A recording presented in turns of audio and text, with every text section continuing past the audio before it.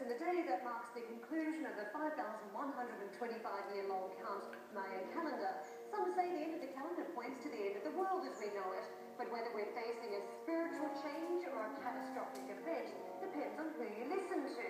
Reports say there's been panic buying of candles in China and an increase in canned goods sales in the United States.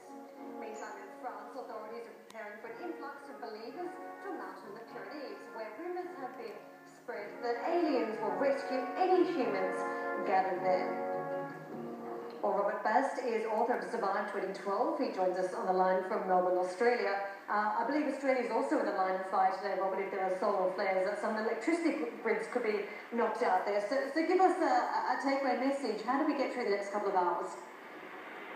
Well, the good news is people who are watching the sun and the sun spots, which create solar storms, are telling us that there's nothing to worry about over the next couple of days. The sun is incredibly quiet for this part of the cycle. So that sort of event's probably not going to happen.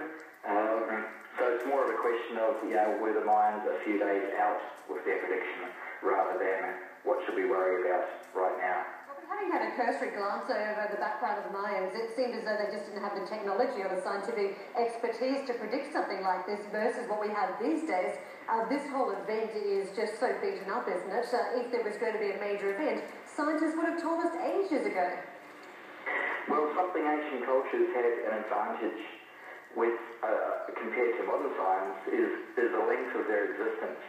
We've only been watching the sun in terms of solar storms for the last 150 years, whereas there were cultures that could have been observing auroras, which are a reflection of massive solar storms, over a period of thousands of years.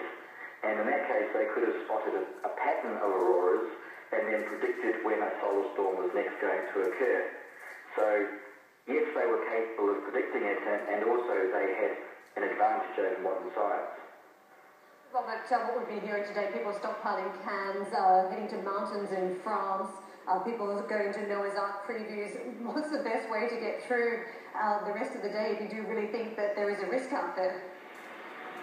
Well, I've been telling people 2012 is a great excuse to prepare for the worst, even if nothing happens. We're almost the first generation that doesn't store up supplies just in case something bad happens. The world has become very cozy, especially for Western civilization.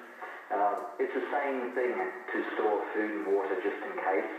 And if 2012 inspires people to do that, I think that's awesome.